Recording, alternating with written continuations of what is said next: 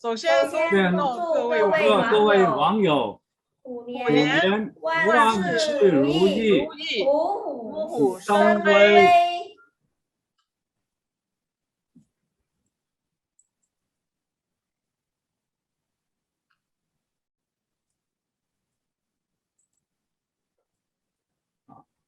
大家好，我是黄宝华，你们可以叫我 William。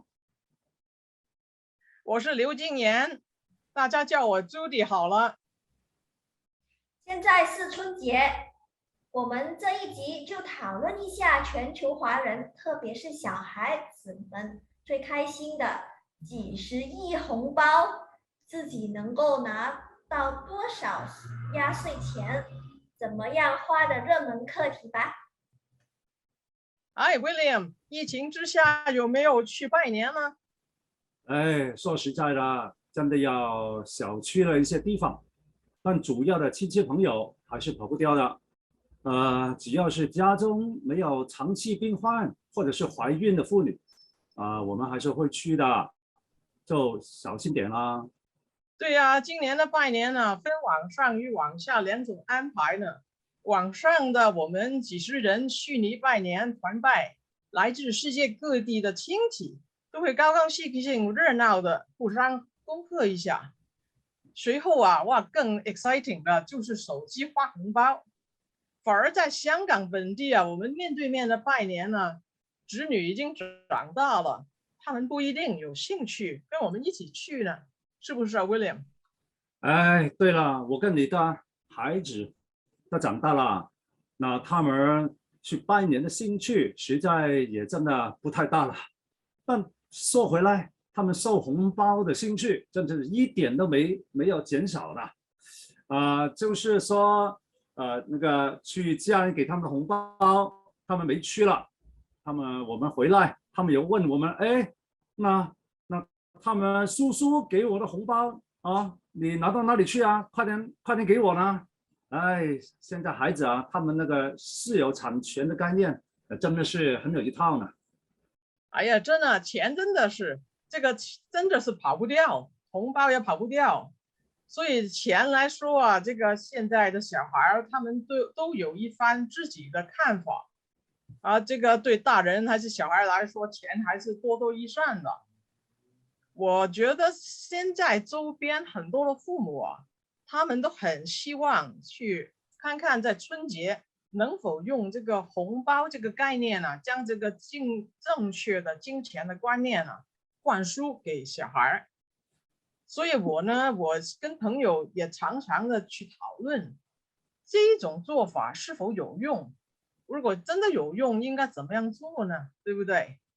对，我们经常说，在这个节目里面，我们经常说家庭嘛，它最宝贵的地方就是一个生态的环境，一个活生生的环境。就好像这里，就是老师跟他们说多少的理财的概念，比不上就过年这一次，那怎么样具体的好了，红包这个钱怎么去用呢？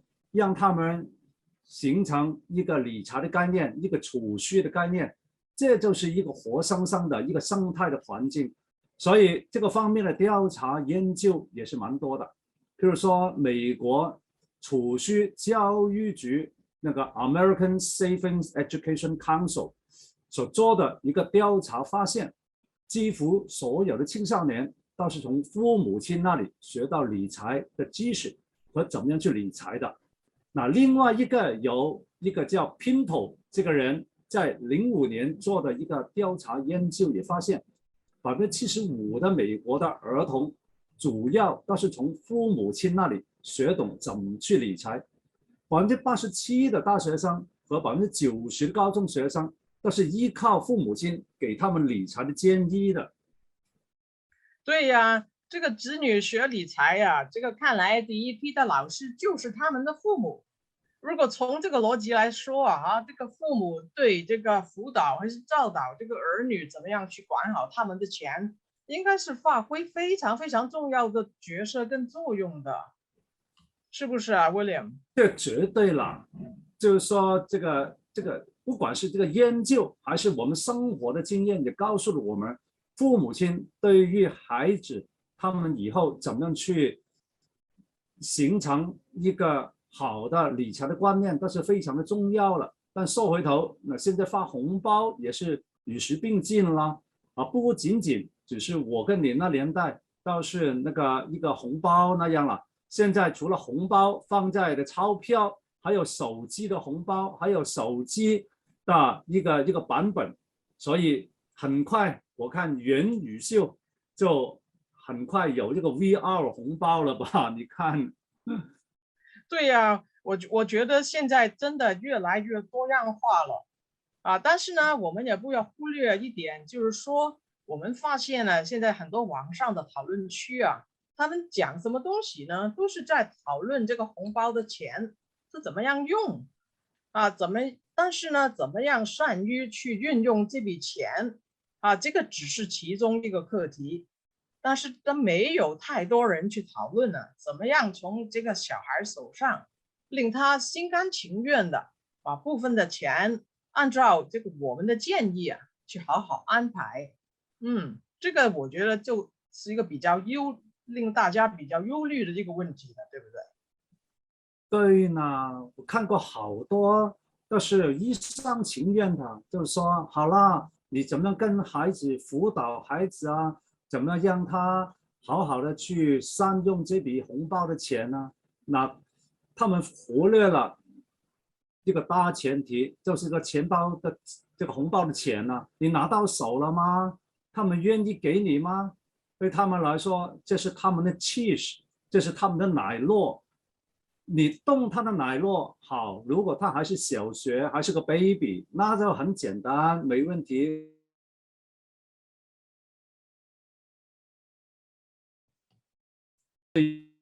由你摆布了哈。对了，好了，上了这个小学4、5年班，如果是上了一个初中，那我看你这要好好思考一下，怎么样去动他这个奶酪，怎么样动他这块肥肉，好不好？因为他们已经想好了，过年他们已经跟朋友，很多时候跟他们同学说好了，嗨，你的红包钱过去有多少啊？我有多少？哎，我们怎么样买什么东西啊？说不定他们在网上已经想好，已经看好啊，人家淘宝已经看好了几个他们那个运动鞋的款式，或者是这个最新型号的手机，他们怎么样已经想好了。所以这个才是主菜呀、啊！你拿到手了，你怎么样让他们心甘情愿？如果你强迫他们给你，那也可以，但这个大家也知道，这个没有什么好的结果了，哈哈，那就翻脸了，或者是他就非常不满意了。所以，如果你再接下去再跟他们谈论什么什么理财，其实我的经验，孩子啊，如果他把钱愿意好，愿意这个钱由你去处理，那其他你说怎么处理啊？什么跟他们说的，其实他们也不怎么在乎的。哈哈，反正他们也知道，哎，这个钱呢，你拿了，他们不会很快拿回的啦。所以你说怎么处理啊？其实他们也不在乎啊。朱迪，你看是这样一个情况呢？哎，现在这个问题很大呢。你说，比如说以前啊，我们发红包的时候都是发一些眼睛能看得到、手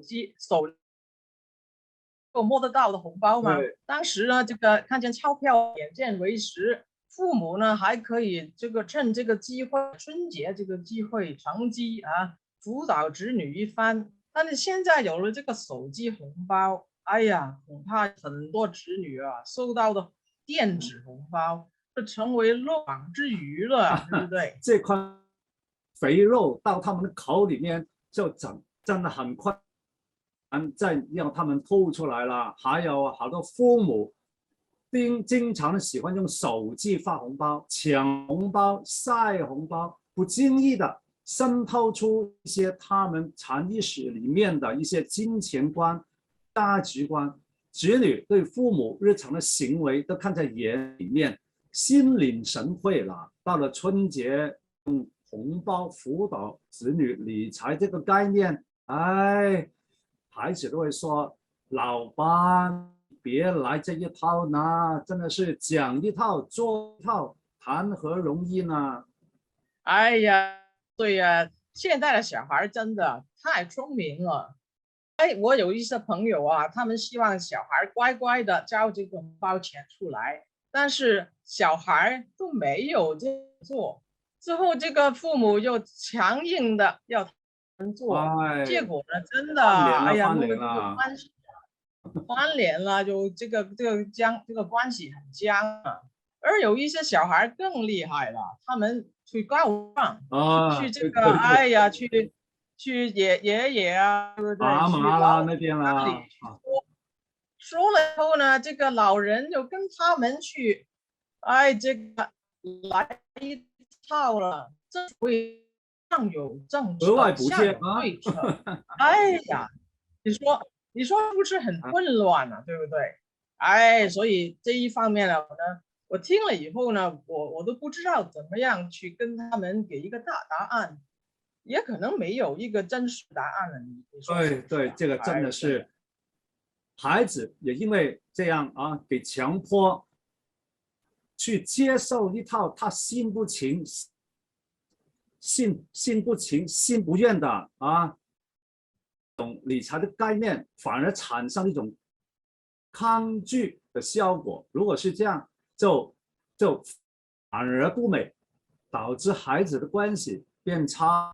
很多教育专家告诉我们，应该跟孩子多沟通，尊重孩子的想法。但另一方面，叫我们作为父母，及时培养孩子的一种正确的金钱观念，养成良好的储蓄习惯。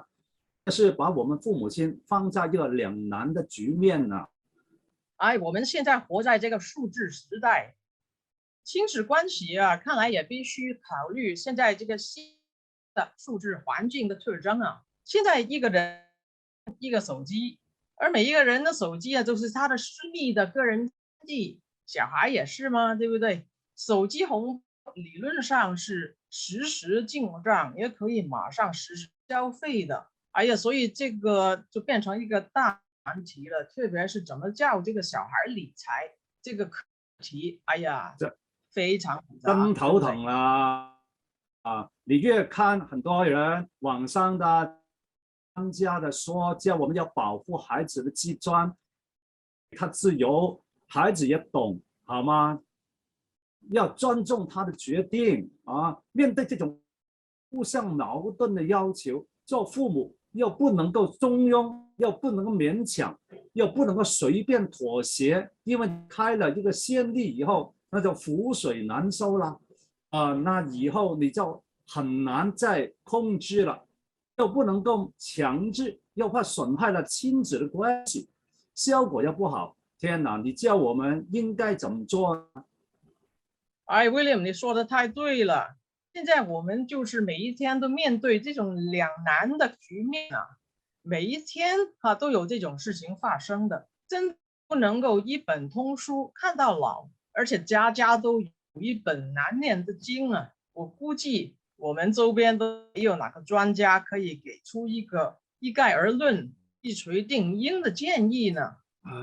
这个真的是好困难所以呢，我们说，这种面对这种矛盾的情况，邀请更多的父母，让他们提供做过的做法。但是我们要强调，这是一些真正的一些做法，并不是一些理论的一些做法。我们这里不空谈理论，也不会就是说想得太美、一厢情愿的建议。那我们这里一定要强调，我们不批评别人的一些做法，一定要把自己曾经做过的，是作为一个参谋一样，提供给大家参考，或者是互相可以补充一下。不要站在一个道德的高地，自我感觉良好的去批评别人，因为我们要了解，你的儿女跟我的儿女并不一样，你的家庭情况跟我的家庭的情况也并不一样，你管教儿女的目标跟我的也不一样，所以不在于一个那个好一点，那个高那个低的问题。对呀，哎，我回忆到这个实在的情况啊，就在讲手机红包的问题呢。这个有了这个密码呢，如果父母没有子女的同意啊，是根本看不见子女手机的内容的，对不对对？哦，所以呢，哎，这个你比如说，如果小孩还是在幼儿园，就是这个4、5岁的时候啊，爸爸妈妈还可以选一个附在本人就是成年人户口的这个手附属的啊，表型，嗯，好像手表型这一类的通讯设备给小孩儿，这样呢，小孩呢还是比较自然的听父母的话。嗯，哎呀，但是到了小学阶段的不一样了，因为现在学校啊，就这个用手机跟这个电脑，就这个两个一起啊，变成学习的工具的一个套装嘛。所以呢，父母呢是没什么办法，就一定要配一个全功能的一个手机给小孩了。那么慢慢呢，这个小孩呢就变成有自己的个人账号，在他的电子钱包里面的钱呢，也都变成是他个人的财产了。那么这个平常父母发这个零用钱给小孩也是用手机的吗？对不对？对，所以在红包电子红包这个事情怎么办呢？威廉，你觉得？真很头疼，这个真的很头疼。在这个环境里面，父亲还能够知道儿女收了多少的红包的钱了。如果要控制怎么样使用红包，真的非常不容易了，朱迪。哎，对呀，所以呢，我们两个人没有一个确定的答案。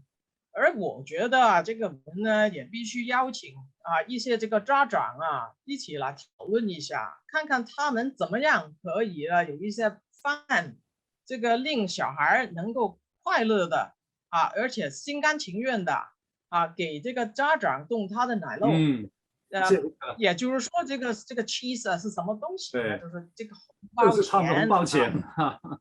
对，就是这个怎么样家长可以知道有多少钱，之后呢，小孩准备怎么样用电子红包，对不对？嗯所以呢，嗯，这个我呢非常希望也就是说有几个家长也可以提建议。对呀，嗯，所等以着啦。嗯，是啊，所以现在来说，这个这个怎么说，在电子世界里面这个信息是爆炸的，而且嵌入式的广告无处不在。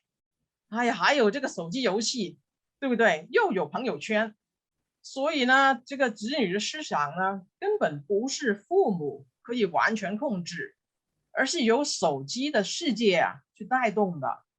哎，这个威廉，我真的等你去再给我一些这个怎么说开路明灯呢？这千万别这样说了，我们还是这样吧。既然有几位家长已经在等着我们，我们就先听一下他们的经验，好吧？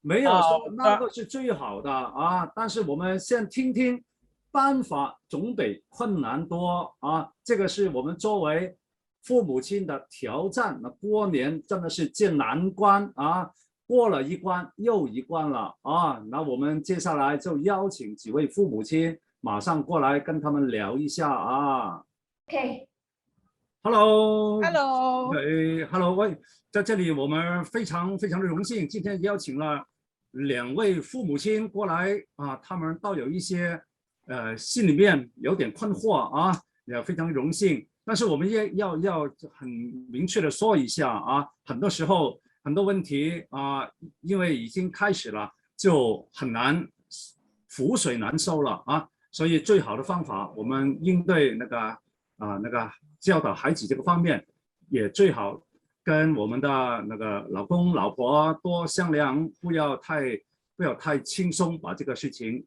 因为易放难收面对现在目前的情况，我们的建议就是先看一下目前的情况不要就是说把小的事情放得太大最重要的，我们经常强调。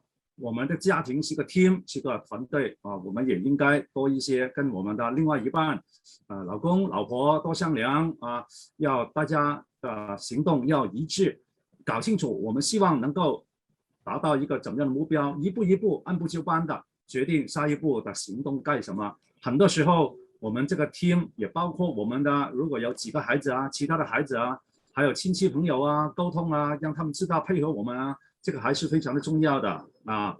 所以呢，接下来啊，那我们今天也邀请了一位女士啊 ，Kathy， 非常荣幸啊 ，Kathy 能够跟我们介绍一下你的故事嘛，好吧？你跟我们介绍一下你希望跟我们交流的故事的背景那是怎么样？谢谢 Kathy。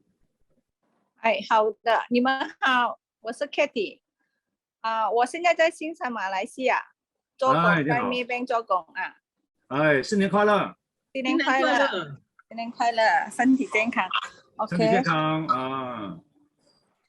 你有一个女儿是吧？你刚才说。我有3个女儿。3个女儿，她也有福气了啊！我大的已经26岁了。哦，哇，太厉害了！哇，我大的26，中的25，小的已经19岁了。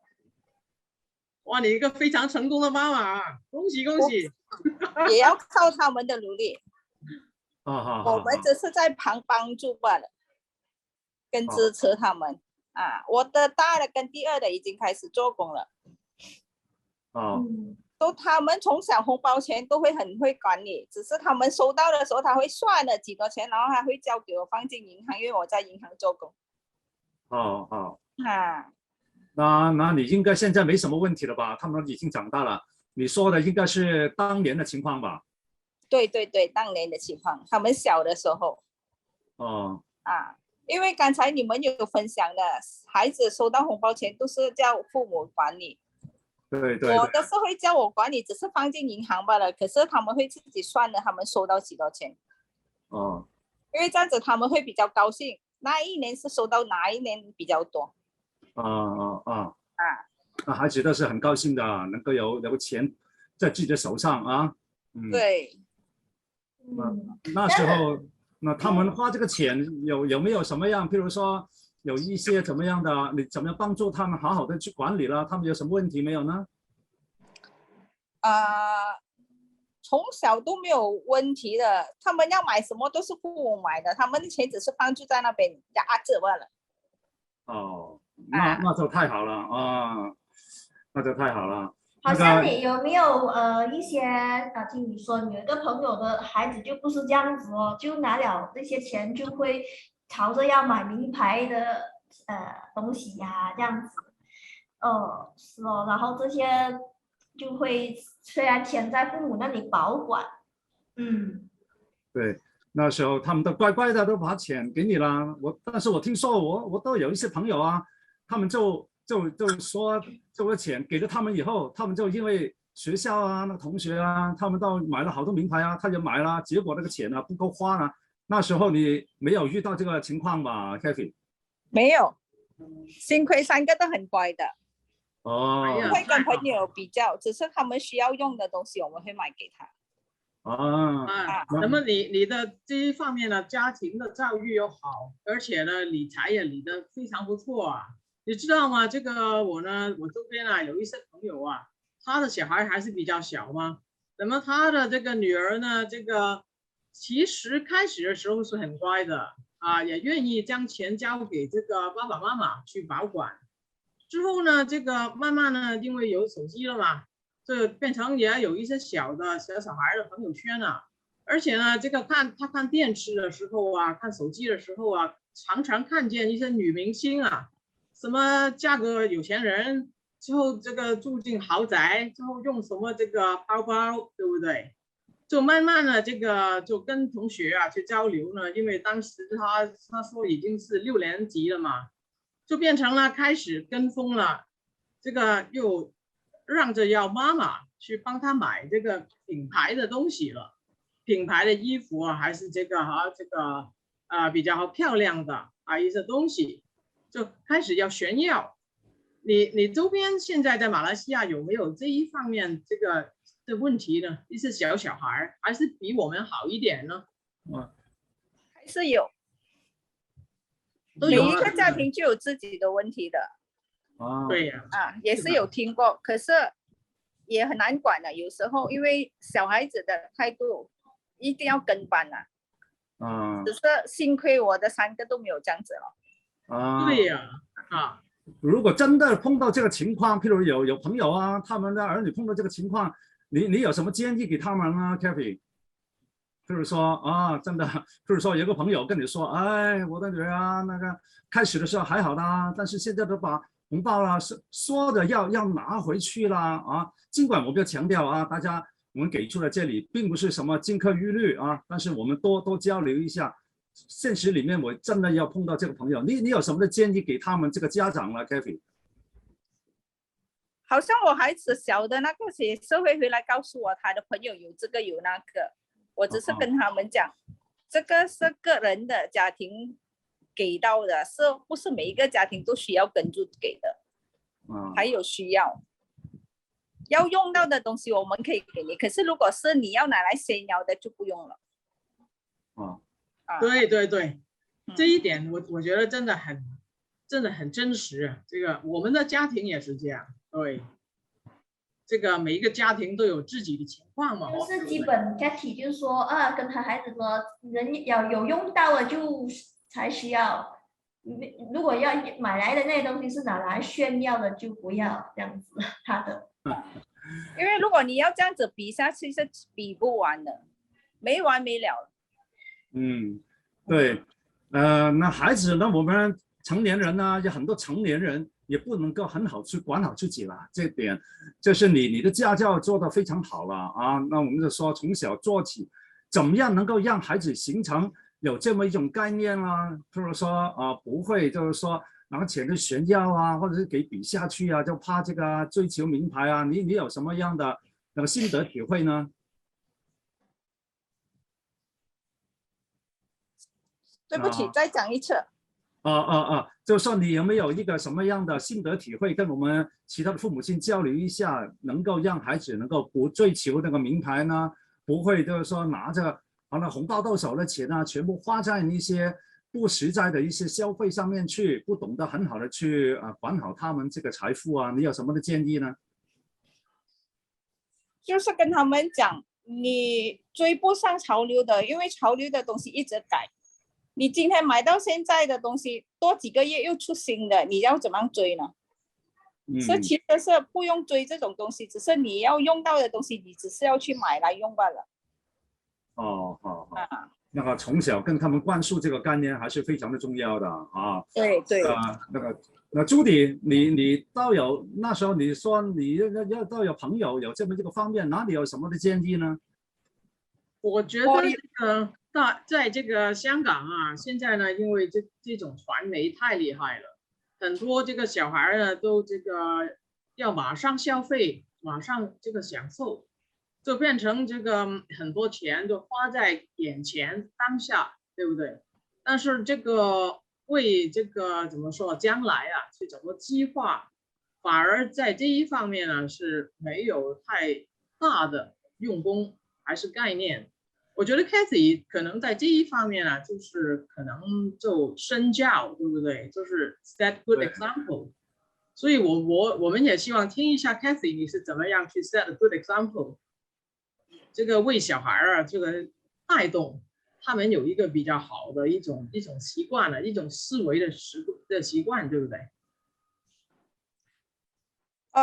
我可以讲只是因为我的经验是我从小是从比较穷的家庭来的，所以样样东西都要靠自己努力去争取，也不可以随便的浪费东西。所以对，所以还是 back to basic， 还是 back to basics 对不对？就将真实的情况告诉他们对不对？对，就是要好像人家讲的脚踏实地，样样东西都要有真实的，不可以去想象的，好像别人有什么你就要拥有这样子。对对对，太对了这个也是我们刚才一开始说了，真的是那个易放难收如果你一放出了，那就你放了，那就很难收回来了那就很难再管了。所以 Kathy 他的心得就是从小就开始能够形成一种纪律，这个还是非常非常的重要了啊。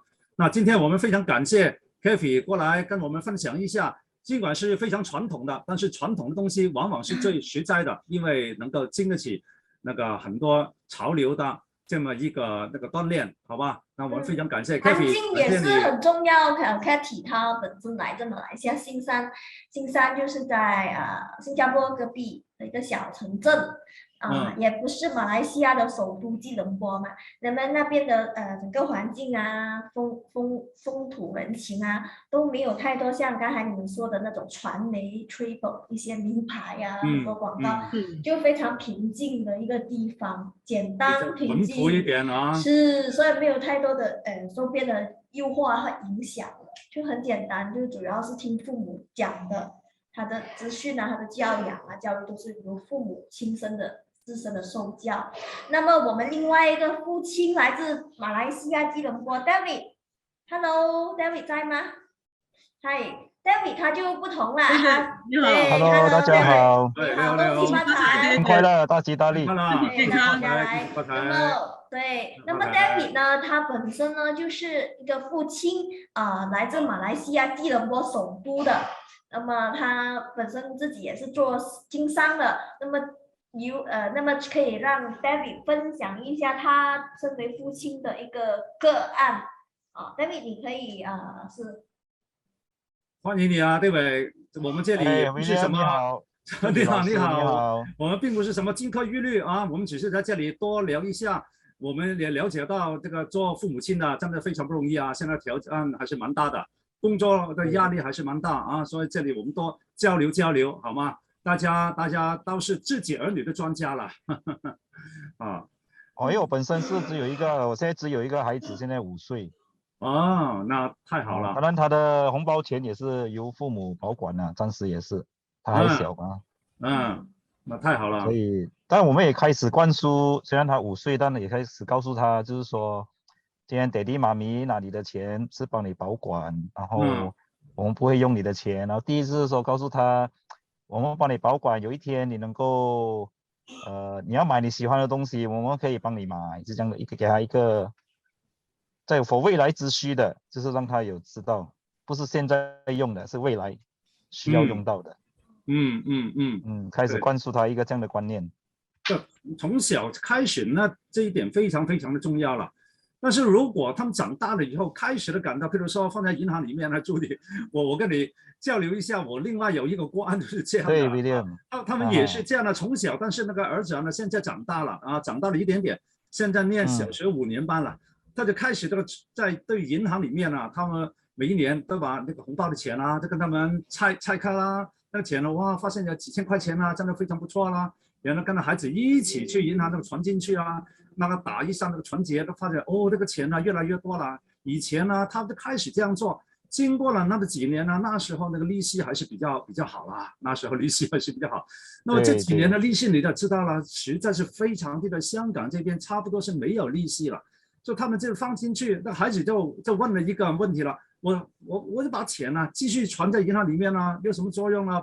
爸妈，你看这个钱去年1000块钱，譬如说1000块钱，那现在今年还是1000块01块都没有了，真的是好像没有什么作用碰到这个情况该怎么办呢？譬如说 David， 你作为一个父亲，你的孩子如果长大了以后，他有这么一个情况尽管利息应该长远来说会涨了但是如果还是比较低的情况底下，你感到该怎么去处理了？他说倒不如拿出来消费吧，那消费不是更好吧？David， 你有感到有什么处理的方法呢？这个很棘手的一个问题很棘手的问题，很脑筋的问题这是一个。对。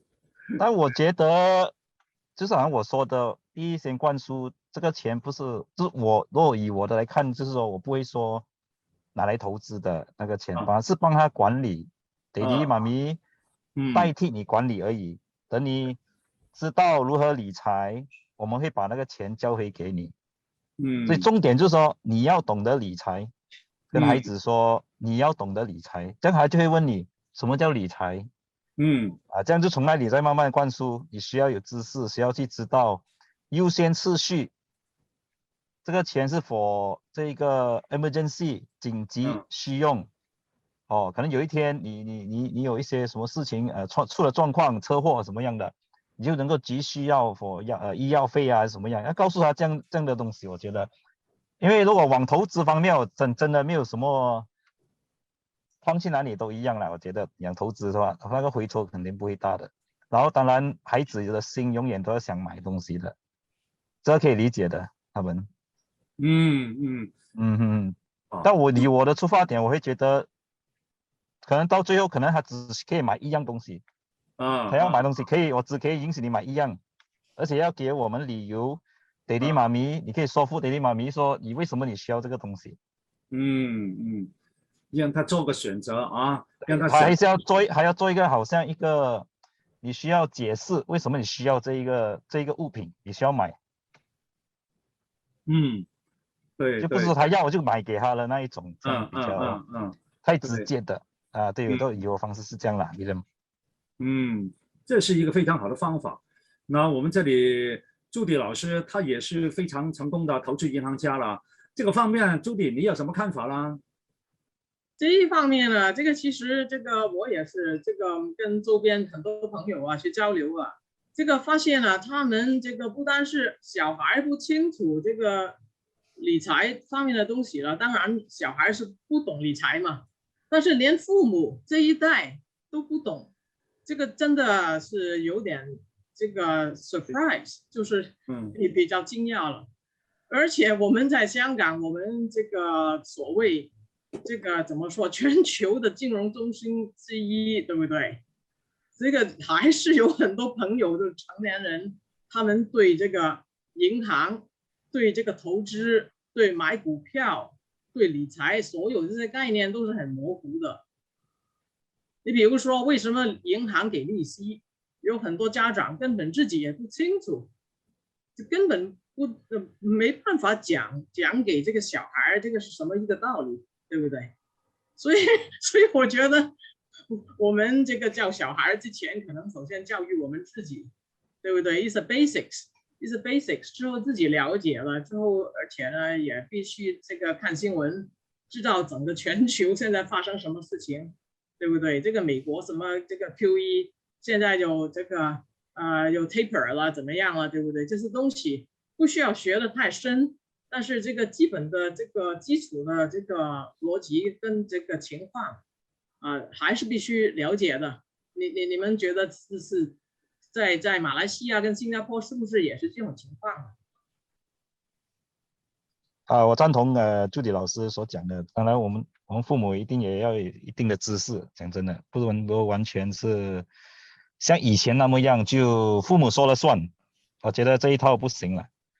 所以我们还是需要跟孩子解释，要分享一些的知识，所以变成我想分享知识，我们自己要先有知识才能够给，我们没有我们就不能够给。所以我觉得朱老师讲得很好，就是我们也要去装备，也要自己先培育自己先，然后才能够去培育孩子。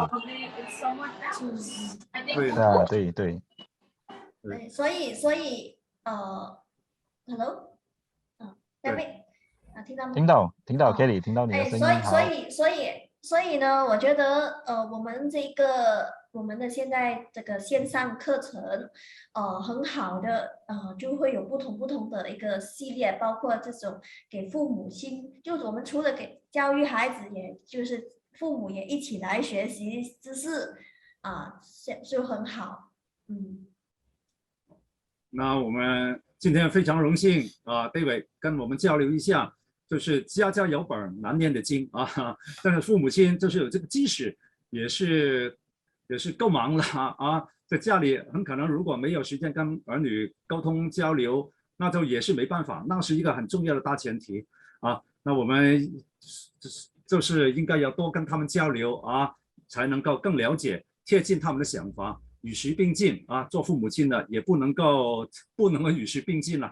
就好像 David 你刚才说的，现在年轻人也不能够接受我们以前那一套了我们以前的父母亲跟我们这样说，我们就听了。他们现在你说了，他们会马上就上网去找了他们马上会挑战你所以在这里我们真的是不能够太落后非常感谢 David 谢谢 David，恭喜发财。谢谢祝你 Terry 恭喜发财，幸福大吉大啊利，身体谢谢健康，大家谢谢新年快乐。 David，健康对，谢谢我们这再见两名父拜母上来的专访。非常感谢，非常感谢几位这个家长那么真的大家是老朋友了，啊，来对了，去参与这个互动跟讨论。哎呀，真的很多东西啊，对我来说呢是很新鲜的。同时呢，我也没想过用这些办法去处理亲子关系。哎，这个你说这个真的说句老实话，现在谁不沉迷手机呢？对不对？我也不敢说，我也不敢说我是完全不沉迷手机呢，对不对？那么这个是父母还是儿女沉迷手机呢？大家都不敢去说是谁，而且还有一个问题很敏感William，你有没有看不健康的内容了，对不对？哎呀，有啊，经常说怎么样做肥猪肉，这个真的非常不健康了啊！怎么样做一些这个哇，这个红酒，这个红酒太好了啊，买一瓶啦，这个内容真的非常不健康了说实在的，那父母随便跟儿女看起手机吗？也不会了吧？你不让我看，孩子也会说。老妈，你都不要让我看，为什么我要给你看呢？你管不了自己，你怎么样去管他们啦？他们经常用我们作为一个借口，不让我们去参与。哎，天哪，真的太困难了。我们已经到了数码化的年代，这种数字的年代，我们没办法走回头的啦。但是无论这个世界是怎么样的变化，我们还是要选择回归本源我们不要忘掉我们的初心。对呀，这个我们还是 back to basics 我们用几个数字时代的俗语来总结几个关键的亲子关系的元素，好不好 ，William？ 好啊。这个第一就是互动，在网上非常讲究互动吗？那么互动这个就有关亲子质量的沟通就 quality communication 第二就是回观你比如说我们做视频有人去关注我们当然很开心啦，但是你必须礼貌，我必须回观。所以呢，用在亲子关系来说呢，就是必须关心大家在电子世界里面在做什么这个父母关心子女，子女也必须回观这个 vice versa。对呀。同样呢，这个更新就是很多 software 很多软件呢都不断有更新版。对，所以呢，我们也必须就是在亲子的关系上面一起进入数字时代。我们父母必须更新，不要就是永远就是做传统或活在过去嘛，必须更新。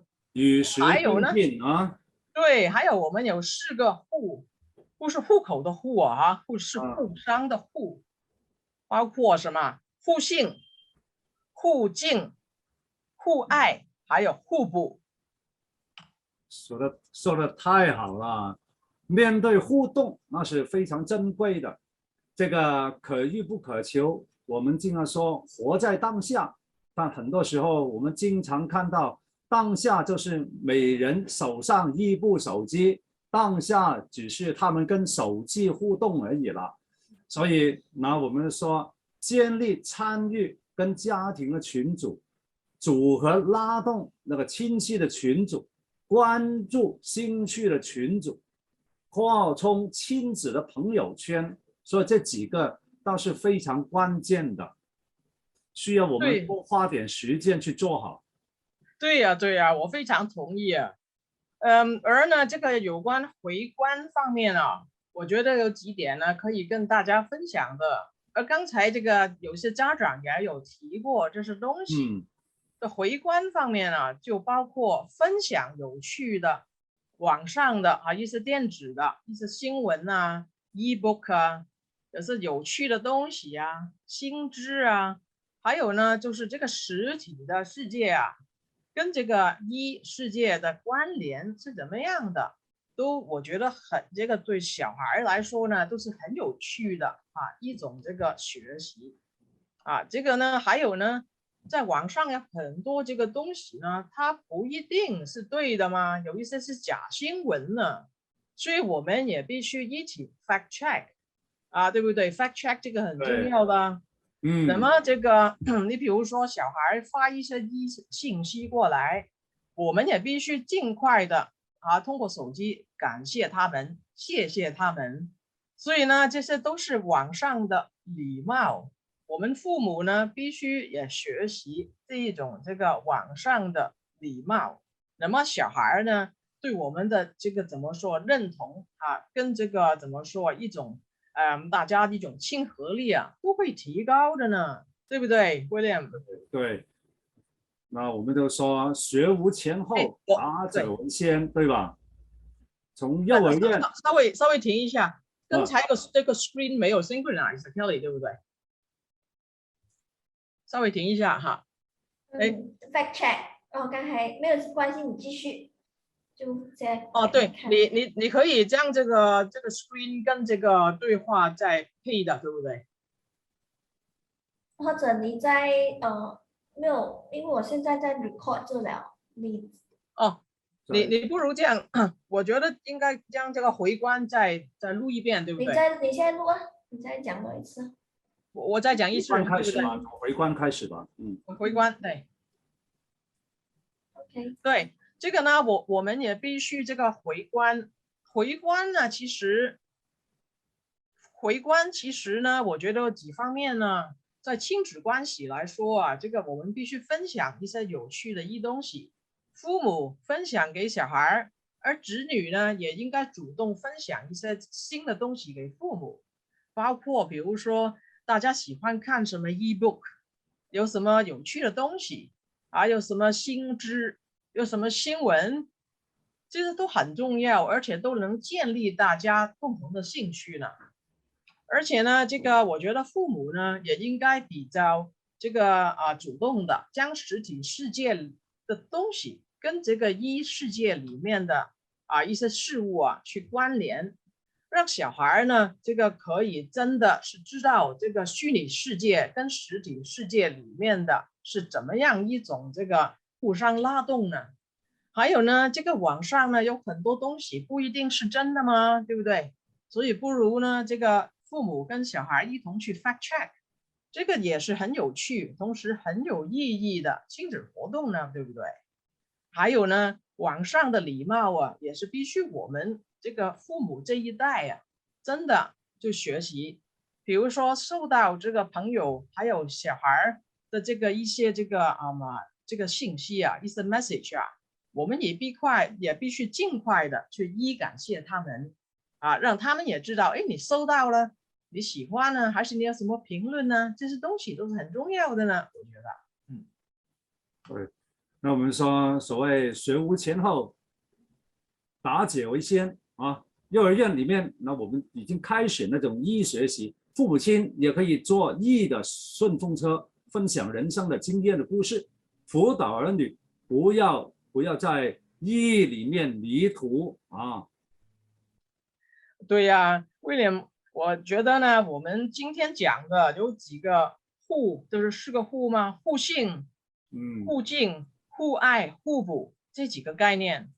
我觉得这几个概念没有新与旧的分别，它是历久常新的呢，真的是没有传统还是数字时代的分别呢。有了这4个互，我们记好，父母亲就会有条件的跟子女分享怎么珍惜这个资源。金钱就是一个资源了，怎么样合理的花这个钱，怎么样携手理好家庭财政，一点一滴，我们每天一步一脚印，每天都在一起学习理财，一起进步，把家庭搞得更美好，因为这个家是属于大家的。好了，我们在这里祝愿大家虎年进步，龙精虎猛。好，下周再见。下周再见。2月16号晚上8点下一集。好，那大家就是多多关注我们黄宝华博士的这个 QR code，可以扫一扫，然后跟他进行互动，还有我们的这个刘金妍老师的然后也关注我们的 YM 线上课的这个网站，欢迎大家注册登录成学员，我们会大家分享更多更精彩的谢谢，新年快乐，谢谢，拜谢谢大家，新年拜快乐。谢谢